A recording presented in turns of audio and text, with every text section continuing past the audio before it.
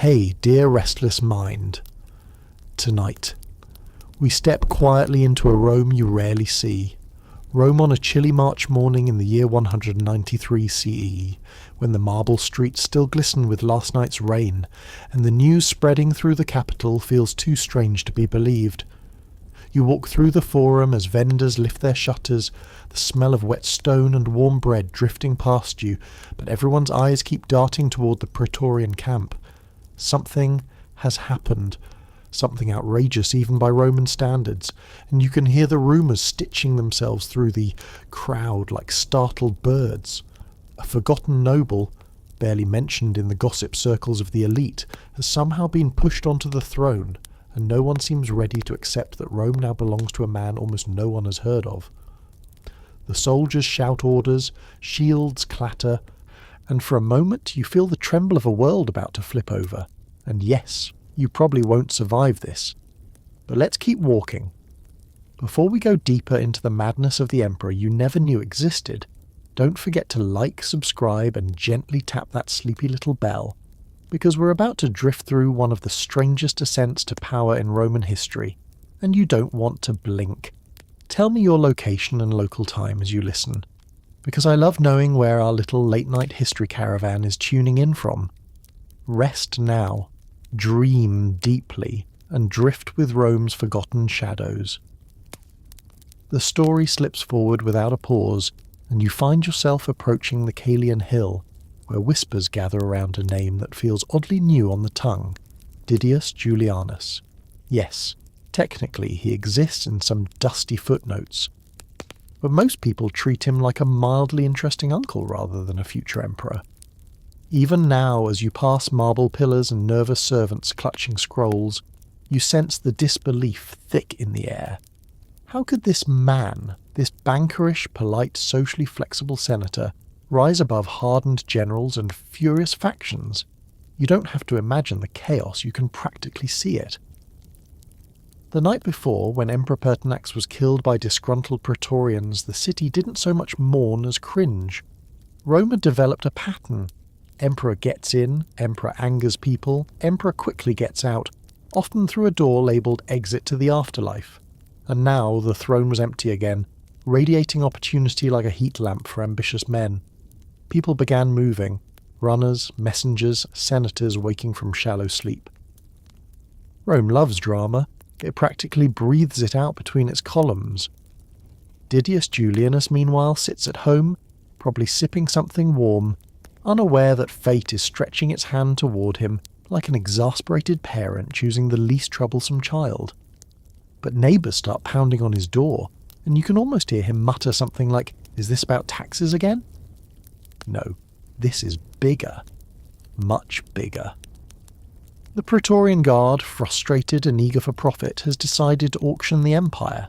Yes, literally auction it, as if Rome were some overgrown piece of real estate with plumbing issues. You can't help but raise a sleepy eyebrow. Even for Rome, this is bold. And somewhere in the back of your mind you whisper, of course they sold it. Of course they did. When Julianus arrives at the military camp, his cloak still half askew from the rushed journey, he sees his competition. Titus Flavius Sulpicianus, Pertinax's father-in-law, a reasonable candidate with a reasonable reputation. But Rome rarely chooses reasonable. Instead, the bidding begins. Soldiers lean on spears, amused, while Julianus, who once prided himself on fiscal responsibility, starts making offers that would make any accountant faint. The numbers climb like flames licking a wooden roof. He promises more money, more donatives, more everything. And suddenly, shockingly, absurdly, he wins. You walk through the gates of the Praetorian camp with him, hearing soldiers call out his name, some sincerely, some sarcastically. He is emperor now, not because of lineage or military triumphs or destiny. No, you whisper to yourself. He bought the Roman Empire like it was a jar of olives at the market, and even though this should feel triumphant, you sense his expression tightening. Julianus knows what you know. No one respects a purchased crown. As he walks toward the palace, past torches flickering against limestone walls, the city reacts in waves. Some households slam their shutters, others grin, delighted by the spectacle. Senators exchange glances that say, "He won't last a month." And you, drifting alongside this procession, hear the first murmurs of doom. People call him a usurper, a coward, a fool. Children chant a mocking rhyme in the streets. A widow near the forum hisses that Rome is cursed. And in a way, you understand, because the emperor of the greatest empire on earth is not feared, not admired, not even tolerated. He's tolerated awkwardly. The way you tolerate someone who insists on telling long stories during dinner, but the irony doesn't stop there. Julianus, who believed wealth could open any door, now discovers doors opening too quickly. Everyone wants something. Favours, titles, revenge, tax exemptions. You watch his shoulders sink slightly as he enters the Senate, where men pretend to applaud while silently calculating how soon they should betray him. You feel a tiny pang of sympathy. He genuinely thinks he can fix this. He believes competence will erase controversy. But Rome remembers everything, and it forgives almost nothing. Walking deeper into the palace with him, you see marble floors polished to a shine that nearly reflects your face. Servants bow, guards salute, but under the grandeur lies panic. The palace feels like a stage set just minutes before a disastrous play. Julianus issues calm orders, trying to stabilize finances, calm the guard and project strength. He drafts decrees late into the night, surrounded by oil lamplight and the smell of ink warming on parchment. You stand near the window as he gazes out over the moonlit city, whispering calculations under his breath. For a moment, he looks like a man still trying to believe the throne beneath him isn't made of debt and ridicule. But the cracks appear quickly. Generals stationed far from Rome hear about the auction and nearly fall off their horses laughing. 3 of them, Pescennius Niger, Clodius Albinus, and the rising star Septimius Severus, immediately decide Rome's throne is vacant, regardless of what public announcements say. Armies begin marching, gathering speed like rivers after a storm. You feel the tension knotting in Julianus's chest. The empire he bought is already slipping away, and yet, somehow he maintains routines. He eats modestly, meets officials politely, even makes jokes with palace staff. Dry ones, but still. You can almost appreciate the stubbornness of a man determined not to panic, even as 3 military avalanches rumble toward him. He tries diplomacy, sending letters full of polite flattery. He tries intimidation, though his threats sound more like nervous persuasion. Rome watches all this with the weary sigh of a parent whose child has taped a fork to a stick and declared himself king. And through all this you remain beside him, not as an advisor, not as a judge, just as a quiet midnight witness. You notice the details, the way he taps his fingers when anxious, the way he studies maps as though the lines might rearrange themselves into salvation, the way he dusts off his toga each morning with unnecessary precision. Small human gestures that hint at a man who never expected this fate and certainly never earned it. By the end of this first stretch of his reign, you wander back toward the balcony overlooking Rome. The sun is setting in a smear of orange and purple. Julianus stands beside you, unaware of your presence, unaware of the centuries that will eventually reduce him to a historical footnote, mocked, dismissed, forgotten. He simply stares at the horizon as if it might offer instructions. The wind tugs gently at his cloak. Somewhere below, a vendor sells figs. The world moves on, indifferent. And yet, here he stands, emperor of an empire that doesn't want him. And this unbelievable, fragile rise, is only the beginning. You move with him now through the palace corridors as the days of his rule settle into something resembling routine, though nothing about this routine is calm. From the outside, the marble halls may look serene, lit each morning with soft light spilling through latticed windows, but inside, Julianus's court has already begun tilting toward something unmistakably unstable. You feel it in the air, a kind of anxious sweetness, like overripe fruit left too long on a table. Everyone is polite, too polite.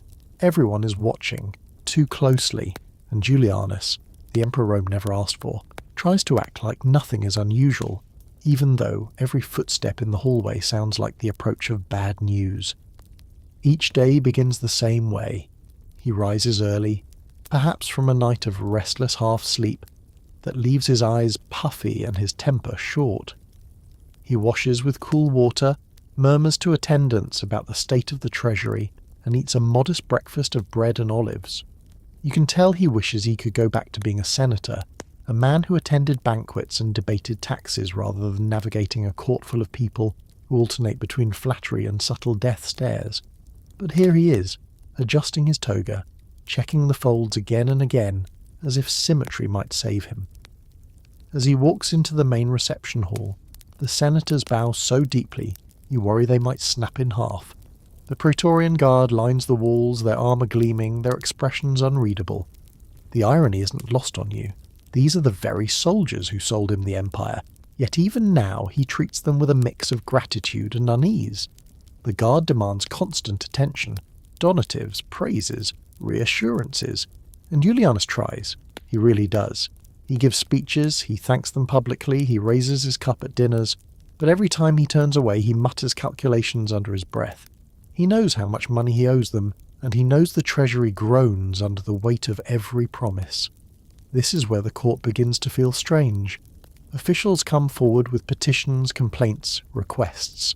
Some are legitimate, many are absurd. One senator wants a relative pardoned for tax fraud.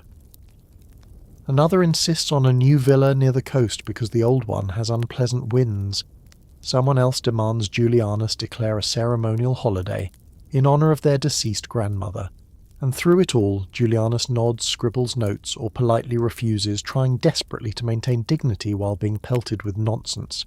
You can practically hear him think, this is what ruling is. This is leadership. But the absurdity spreads beyond requests. Julianus's personal habits start shifting. Not wildly, not grotesquely, but enough that people whisper. He schedules long, unnecessary meetings where he over-explains trivial matters. He rehearses speeches repeatedly, murmuring them as he walks down staircases, sometimes forgetting someone is walking behind him. He insists on examining every financial ledger himself, convinced that if he finds one miscalculation, he can prove he was the right choice after all. His attempts at control turn into a kind of obsession, and you watch him pace late at night, counting projected costs on his fingers. It feels less like imperial confidence and more like a man drowning politely. The palace staff notices, of course. Servants exchange glances when he asks for lamps to be repositioned 3 times. Scribes raise eyebrows when he requests a 4th revision of a single decree. Even the cooks whisper when he sends back a dish because it was seasoned too optimistically. You stifle a smile. Maybe ruling an empire really does break people in oddly specific ways. Still, he tries to project strength. When foreign envoys visit, Julianus straightens his shoulders and speaks with surprising authority about grain shipments, borders, tax reforms. He can be sharp, even clever. You see moments, brief but bright, where the man shines through the chaos, where his old senatorial confidence reappears. But these flashes vanish as quickly as they appear, drowned by the growing weight of the empire pressing on him like a millstone. The senators, meanwhile, gather in small clusters and whisper. Their words float through corridors like smoke. He's unfit. He's overwhelmed. He bought the throne. He's losing control. Yet they still attend his dinners, still flatter him with forced smiles. You watch them laugh too loudly at his mild jokes, applaud too eagerly at his announcements. It feels like watching actors in a play no one actually wants to be in, each waiting for someone else to drop the curtain. But the strangest part of Julianus's court lies in the rituals he adopts. He begins holding private consultations with astrologers. Nothing scandalous for Rome, but he does it more frequently than most emperors. He asks them about omens, about troop movements, about whether his sleep patterns indicate bad luck. One astrologer insists Mars is in a troubling position, and Julianus spends the rest of the day nervously touching the hilt of his ceremonial dagger. You chuckle softly. Even in the ancient world, people blame the stars for everything. Then there are his sudden mood shifts. In one meeting, he scolds a senator for arriving late. In the next, he gifts that same senator a golden ring to encourage punctuality. Sometimes he bursts into anxious energy, issuing rapid orders to reorganize supply lines or adjust city taxes. Other times, he retreats to his study and stares at maps without speaking. You sense the strain tightening like a knot behind his ribs. He's trying to rule an empire while feeling like a man standing on a stage built from cracked wood. One afternoon, as you follow him through a shaded colonnade, Julianus pauses to watch a small group of children playing near a fountain. They throw pebbles, laugh, splash water. For a moment he softens, forgetting the armies marching toward Rome, forgetting the senators plotting behind silk curtains. He simply watches, as though the sound of children's laughter might steady him. Then reality snaps back like a pulled bowstring. An advisor runs up with urgent news, and Julianus jolts back into anxiety. The palace becomes heavier each day. Letters arrive from generals who refuse to acknowledge his rule. Reports of legion unrest echo through corridors. The Praetorian Guard grows impatient for more payment. And all the while, Julianus continues his oddly strict daily schedule. Meetings, decrees, rituals, inspections, as if routine alone could hold the empire together. You can't help but admire his stubbornness, even while knowing it won't save him. Sometimes, late at night, he walks the palace halls almost silently. You follow at a distance, feeling the cold stone underfoot, listening to the faint drip of a fountain echoing through darkness. Julianus stops at windows, gazing out at Rome's lamps flickering like trapped stars. He whispers to himself, not prayers, not regrets, but small logistical notes, troop counts, gold reserves, grain shipments. Even alone, he clings to the idea that if he just calculates correctly, he can make this work. But the court feels the truth before he does. Control is slipping. The senator's whispers sharpen. The guard grows restless. Rumours trickle in about Septimius Severus gathering unstoppable momentum, and Julianus. He continues adjusting the lamp positions in his chambers, reorganising scrolls, revising speeches. His attempts at control become a coping mechanism, a way to avoid acknowledging the giant storm cloud galloping toward him in iron sandals. As days pass, you begin to feel a strange sympathy for this awkward, overwhelmed emperor. He is not cruel, not monstrous, not power-hungry. He is simply a man placed in an impossible position, trying to organise chaos with the precision of a nervous librarian. His court reflects this absurd tension, part bureaucratic routine, part impending disaster, part unintentional comedy. And still, he wakes up each morning, straightens his toga, and walks into the day as though he might somehow convince the universe to give him a fair chance. The palace, however, seems to know what he does not yet fully grasp. The walls are listening, the floors are shifting, and the empire is already tilting out from under his feet. The days darken around you as the empire begins reacting to Julianus's rule, not with polite skepticism, as in the early weeks, but with open disorder. You feel it before you see it, an unease running through Rome like a thin crack beneath polished marble. Every corner of the city sighs with disapproval, every marketplace rumour swells into something sharper. And you walk with Julianus as he tries to steady a structure already shaking beneath him. The first sign comes quietly. A messenger, breathless and dusty, arrives at the palace with an update from the provinces. Troops in Pannonia have declared for Septimius Severus. Julianus, sitting behind a pile of ledgers, stiffens as he reads the letter. His fingers pause mid-calculation, as if numbers alone might hold the world still for him. But they don't. You watch the truth fall across his face. Rome is no longer a question of political tension. It is becoming a battleground in slow motion. He attempts to respond with the seriousness of a man who still believes rational governance can fix chaos. He calls emergency sessions with the Senate, presenting plans for troop reassignments, defensive measures, economic stabilization. His voice trembles only slightly, but the senator's eyes tell the real story. They nod mechanically, whisper behind sleeves, and leave the chamber with quickened steps. Their loyalties are already loosening like sand slipping from a tightening fist. Julianus tries to keep control through policy. Real concrete decisions meant to stabilize the city. He orders immediate increases in grain distribution to avoid shortages. He enforces strict protections against price gouging in the markets. He cracks down on corruption in provincial tax offices. These are sensible reforms, the kind any competent emperor might implement. Yet because they come from him, from the man who bought the throne, Romans treat them like clumsy attempts to bribe fate itself. And then come the punishments. Not the brutal purges of earlier emperors. Julianus is no Nero, no Domitian, but small panicked acts meant to project strength. A senator who publicly mocks him is fined and stripped of privileges. A praetorian suspected of spreading rumours is reassigned to a miserable watchpost near the Tiber marshes. A tax collector caught manipulating grain shipments is arrested and displayed briefly in the forum, though Julianus dismisses him with a warning rather than execution.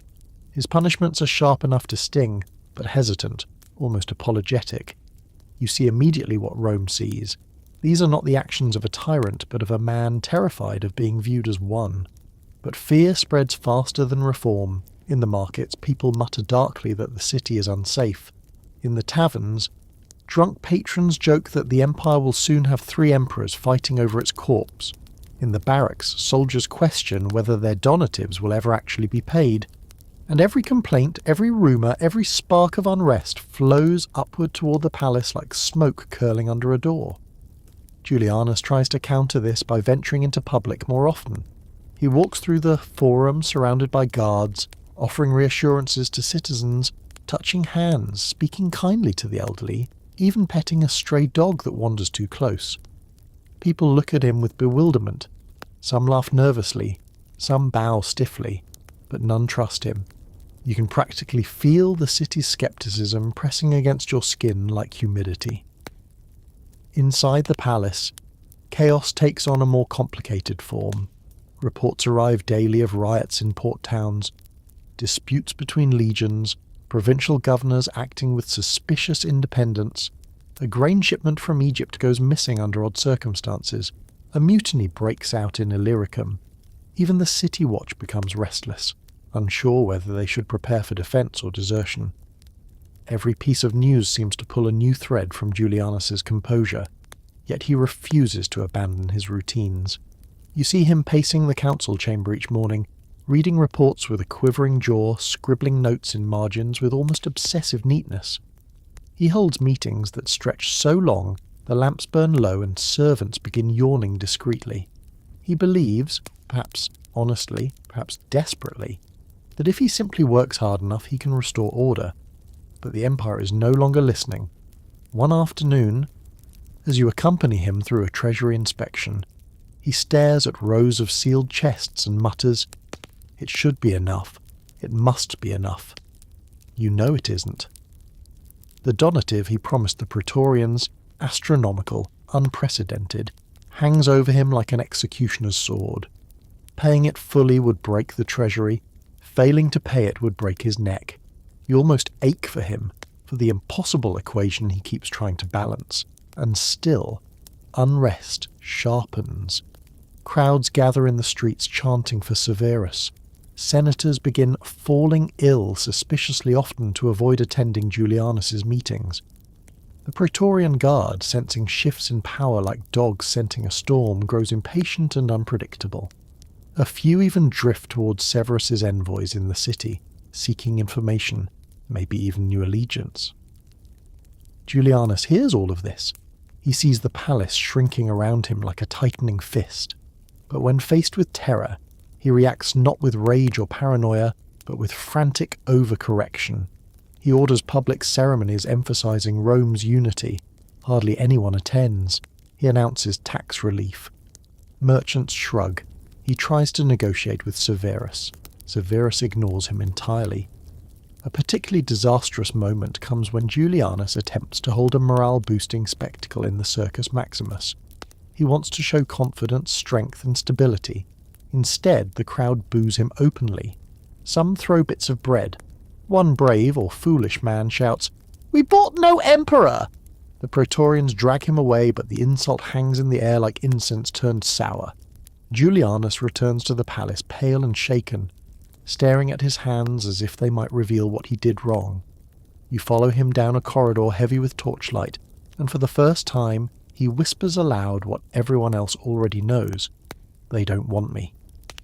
But the Empire does not pause out of pity. In the following days, as Severus marches steadily toward Rome with tens of thousands of loyal soldiers, public order collapses further. Criminals grow bold, knowing the city watches distracted. Trade slows, prices rise, rumours multiply, that Severus will show mercy, or that he will raise the city, or that he will make the Senate decide Julianus's fate. No one knows the truth. Everyone panics anyway. Julianus tries one last administrative push, drafting decrees that outlaw price manipulation, reorganize the city watch, and fortify the northern gates. He speaks rapidly, hands shaking slightly as he dictates, trying to impose structure on a world unravelling. His advisors nod, write, obey, but you can see it in their faces. They know these efforts are too late. At night, Julianus stands at the palace balcony again, looking down at a Rome dimmer than usual. Fewer lamps burn. Fewer voices drift up from the streets. People are hiding, waiting, bracing. You stand beside him in silence as he presses his palm flat against the cold stone railing, as if trying to feel the pulse of the city one last time. All his policies, all his careful decisions, all his attempts to punish just enough and reform just enough. They crumble beneath the weight of a simple truth. Legitimacy in Rome is not purchased. It is seized, feared, or inherited, and Julianus is none of those things. His reign is becoming a slow-motion collapse, not from cruelty or corruption, but from a perfect storm of weakness, distrust, and bad timing, a storm he cannot outrun. And now, as Severus approaches the city walls, the final unravelling begins. The collapse begins quietly, so quietly in fact that you almost mistake it for another of the palace's restless mornings. A hush settles over the corridors, not the calm of peace, but the stillness right before a structure gives way. Servants move softly, guards avoid meeting one another's eyes, and even the marble seems to hold its breath. You can feel it in your bones. Something irreversible is beginning, and Julianus, still dressing, still straightening the folds of his toga, still rehearsing half-formed speeches in his mind, has no idea how fast the walls are closing in. The first unmistakable sign arrives with a thunderous knock on the audience chamber doors. A messenger bursts in, dust-coated, wild-eyed, and falls to one knee so fast you hear his joints crack. Severus has entered Italy, he says. That's all, just 6 words, but they hit like a battering ram. Julianus freezes mid-step, one hand gripping the back of a chair, as though it's the only solid thing in the room. Italy, not the frontier, not rumours. Italy. You can almost see the calculation begin in his mind. The distance between Severus's legions and Rome, the loyalty, or lack thereof, of the Praetorian Guard, the Senate's shifting allegiances, the Treasury's thinning reserves. Every number he's been juggling snaps into a shape he can't ignore. Severus isn't just approaching power, he is taking it. Yet Julianus does what he has done since the beginning of this disaster.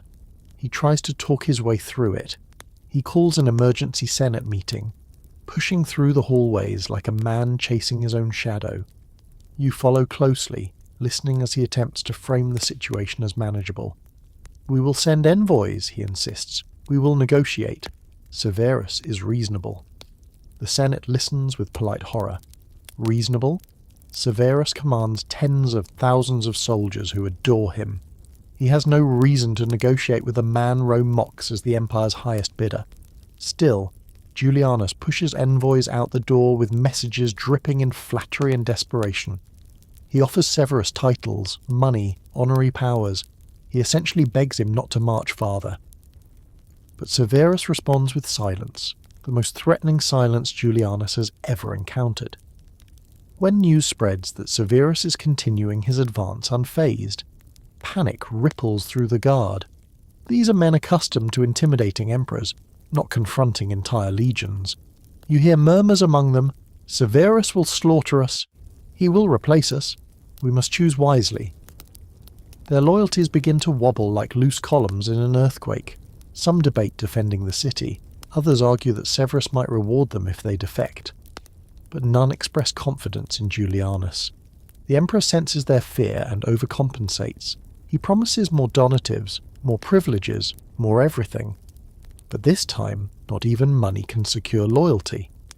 You see it in the way the guards avert their eyes as he speaks to them, in the stiffness of their salutes, in the forced politeness that feels like the last step before mutiny. Rome itself reacts to Severus's march like an organism anticipating surgery. Streets empty earlier in the evening. Markets fill with rumours instead of buyers.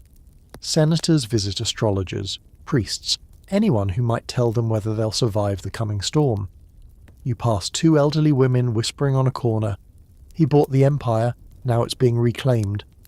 They speak the words with an odd mixture of pity and bitterness. Julianus spends long hours in his study, surrounded by scrolls, maps, and trembling candlelight. His fingers trace routes along Italy, searching for advantages that don't exist. He tries to rally troops from nearby provinces. They ignore him. He orders fortifications. Engineers drag their feet. He even contemplates leading an army himself, a plan so unrealistic you nearly laugh aloud. Julianus, who gets winded walking up the Palatine Hill, facing Severus's hardened legions. It borders on tragic comedy. But fear sharpens creativity, even in unlikely minds. Advisors propose desperate strategies, bribing Severus's officers, declaring Severus an outlaw, even offering to divide the empire. None of these ideas gain traction. Severus holds the momentum, and Rome's leaders know it. They watch Julianus flail, and many quietly begin distancing themselves, preparing for the political equivalent of self-preservation. The first real crack in the power structure comes when a cohort of Praetorians simply slips away during the night. No confrontation, no farewell. They vanish like dust blown off a table. When Julianus hears, he goes pale, clutching the edge of his desk as though the wood might anchor him to reality. "Cowards," he whispers. But you hear the deeper truth hidden in his voice. They don't believe I can protect them. Another blow arrives hours later. Severus has entered Ravenna without resistance. One of Rome's key defensive points has essentially waved him through. The message could not be clearer. No one intends to fight for Julianus. From here, events accelerate. Senators who once feigned loyalty now meet privately, discussing how to extract themselves from Julianus's sinking ship. Some openly support Severus, others remain neutral to avoid future prosecution. A brave few advise Julianus to abdicate. He refuses each time, shaking his head like a man convinced he can still reroute a river with bare hands. Then comes the coup attempt, not against Severus, but against Julianus himself. A small faction approaches the Senate with a proposal to proclaim Severus emperor immediately, bypassing the need for conflict. The motion nearly passes. Julianus stops it only by stumbling into the chamber at the last possible moment, breathless and frantic, insisting Severus will negotiate. His argument doesn't convince anyone, but out of sheer procedural chaos the vote is delayed. You walk with him afterward through a dim hallway, his steps heavy, his breath shaky. For the first time he speaks to himself openly. Why won't they give me a chance? It isn't anger. It isn't entitlement. It is the exhausted bewilderment of a man who tried in his own misguided way to be a good ruler and failed from the moment he accepted that cursed auction. But the city has no time for his heartbreak. Severus reaches the outskirts of Rome. His envoys enter the city with demands. The Praetorian Guard must surrender, and Julianus must be deposed. The guard, rattled and terrified, immediately agrees. They march into their own camp, strip off their armour and lay down their weapons. You hear the clatter echo like a funeral toll. Without the guard, Julianus has no protection. None. The palace feels suddenly cavernous, the empty hallways echoing every small sound. Even servants move quietly, as though already mourning. The Senate convenes yet again. This time, no one hesitates. With little ceremony and no resistance, they formally declare Julianus deposed. It happens quickly, so quickly that you feel disoriented, as though the air has changed temperature. One moment, he's emperor. The next, he's a problem being resolved. A group of senators and soldiers approach the palace to inform him of the decision. You stand beside him as they deliver the news. His shoulders slump. His eyes widen, but don't fill with tears. It's as though he's been expecting this moment for weeks, maybe even since the night he placed the highest bid. "Is this how it ends?" he murmurs, not to them but to himself. The conspiracies, the coups, the betrayals, they didn't come from hatred. They came from inevitability. But inevitability is no comfort. As Julianus is escorted through the palace one last time, he touches the walls gently, as if trying to memorize their coolness. You walk with him toward the final chamber, a quiet room where fate waits patiently. In the courtyard outside, you hear Severus's soldiers approaching the city. The collapse is complete. They lead him into a quiet chamber, quiet in the way a room becomes when everyone inside already knows the outcome. The air is heavy, the kind of stillness that presses softly against your skin. Julianus steps forward slowly, not resisting, not pleading, just moving with the strangely measured grace of a man whose burdens have finally outpaced his strength. You walk with him, feeling the cold of the marble floor seep through the soles of your sandals. He looks around the room, its simple table, its shuttered window, its lonely torch. And even now he seems surprised that this is where an emperor's story ends. Not in a battlefield's roar, not in a senate's thunder. Here, in a quiet side chamber, with the faint smell of oil lamps in the air. Outside, Severus's forces enter the city. You can hear the distant rumble of disciplined footsteps, the occasional barked command. Rome watches from behind half-closed shutters, holding its breath. Some citizens whisper with relief, others with dread. Change always divides the heart. But in this chamber, Julianus stands almost serene. Maybe the fight left him days ago. Maybe he never had the instinct for it. When the executioner arrives, no ceremony, no theatrics, Julianus simply nods, a small tired nod that says he understands, that he expected this long before today. He asks for one last moment. The soldiers grant it. He turns toward you, toward the shadows, toward the room itself, and speaks half aloud to no one and everyone. "But what evil have I done? Whom have I killed?" His voice is not angry, not self-pitying, just bewildered, and it's true. Others before him bathed their reigns in blood, in fire, in terror. Yet they lived longer, ruled longer, were remembered more fiercely. Julianus's gravest sin was weakness in an empire built to reward brutality. You feel something tighten in your chest. Not admiration, not sympathy exactly, but a strange, heavy understanding of how misaligned he was with the world he landed in. When the sword finally falls, it is quick, quiet, a mere moment. No screams echo through the palace, no shouts rise from the courtyard, just a faint metallic whisper, like a heavy curtain being drawn across a stage. It is over in an instant, so fast that your own breath lingers longer than the Emperor's final heartbeat. The soldiers lift his body and carry it away without ceremony. No procession, no final honours. His rule was bought quickly. It ends even more quickly. Word spreads through Rome within minutes. The Senate convenes almost immediately, eager to prove loyalty to Severus. They declare the new emperor without hesitation, without debate. Their voices ring with rehearsed confidence, with relief. The city exhales, a collective breath released after weeks of tension. Streets fill again, cautiously at first, then with growing energy. Vendors reopen stalls, children return to play. Life, cruelly indifferent, continues. Severus, when he enters the city, does not speak of Julianus for long. He condemns him publicly, as custom demands. Privately, he barely acknowledges him. This new emperor has wars to fight, reforms to establish, enemies to suppress.